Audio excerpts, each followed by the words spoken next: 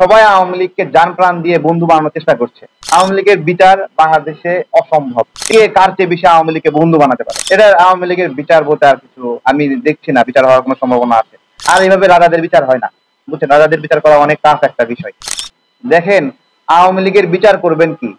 সবাই আওয়ামী লীগকে জান প্রাণ দিয়ে বন্ধু বানানোর চেষ্টা করছে, তাই না? সবাই যে যার মতো করে বিএনপি, জামাত, এনসিপি, গণ অধিকার প্রতিযোগিতা লাগিয়ে দিচ্ছে যে কে কার চেয়ে বেশি আওয়ামী লীগকে বন্ধু বানাতে পারে। তাই একই সাথে বন্ধু বানাবেন, একই সাথে বিচার করবেন, এটা কেমনি করে? আমি গতদিন বলেছিলাম যে আমাদের যে আন্তর্জাতিক অপরাধ ট্রাইব্যুনাল বানানো হয়েছে, এর বিচারক হলো জামাতে ইসলামের, এটা হলো আসামি পক্ষের আইনজীবী শিশির মনির, আর হলো রাষ্ট্রপক্ষের আইনজীবী হলো আমাদের তাজুল ইসলাম ভাই। তো এটাই তো একটা বাস্তবতা, তাই না? এই কিছু মিলিয়ে যেখানে জামাত ইসলাম খুব করে আগ্রহ সহকারে আওয়ামী লীগের সঙ্গে নেওয়ার চেষ্টা করছে, সেই জায়গা থেকে আপনি এদের বিচার করবেন কিভাবে? এটা আওয়ামী লীগের বিচার বলতে আর কিছু আমি দেখছি না বিচার হওয়ার কোনো সম্ভাবনা আছে।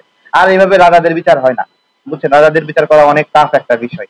এখানে যদি আপনার হলো সাধারণ মানুষ এরকম ঘটনা ঘটাতো, দেখতেন এতক্ষণ তাকে ঝুলাই দিত। এটা অনেক এটা রয়্যাল ব্লাডের একটা বিষয়, সেই বিষয়গুলোতে কেউ হাত দিতে চায় না। ডক্টর ইউনূস তো হাত দিবে বলে আমার আমার এই জায়গায় কনফিডেন্স নাই যে ওই জায়গায় হাত দিয়ে। কারণ দেখেন, এই যে যুক্তরাষ্ট্রে আছে, তাই না?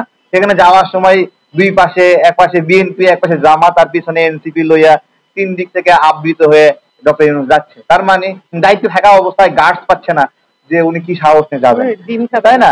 তাহলে উনি বিচার না করতে যদি ডিমের ভয় করে, তাহলে বিচার যদি করেই ফেলে, তাহলে উনি কি অবস্থায় যাবে? তো এই বিষয়গুলো আপনারা দেখেন। আওয়ামী লীগের বিচার বাংলাদেশে অসম্ভব এই মুহূর্তে, আমার কাছে মনে হচ্ছে যেই দিকে যাচ্ছে এই বিচার তারা করবে না। আপনারা দেখেন যে আইজিপি মামুনকে শাস্তি দেওয়ার জন্য কোনো তৎপরতা নেই, তাকে বাঁচানোর জন্য সব ধরনের তৎপরতা আছে।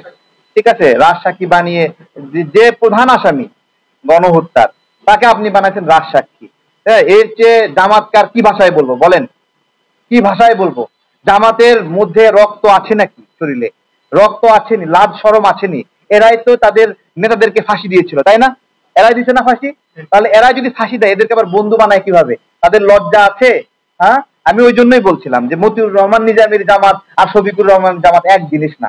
মতিউর রহমানের নিজামীর জামাত ছিল আত্মবিশ্বাসী জামাত, যারা মৃত্যুর আগ পর্যন্ত তারা বলে নাই, তারা শেখ হাসিনার কাছে আপোষ করে নাই বলে তো মরতে হয়েছে, তাই না? সে জায়গায় ডক্টর শফিকুর রহমানরা আপোষ কইরা বন্ধু বানায়া মিলামিশে মাইখা একাকার হয়ে গেছে।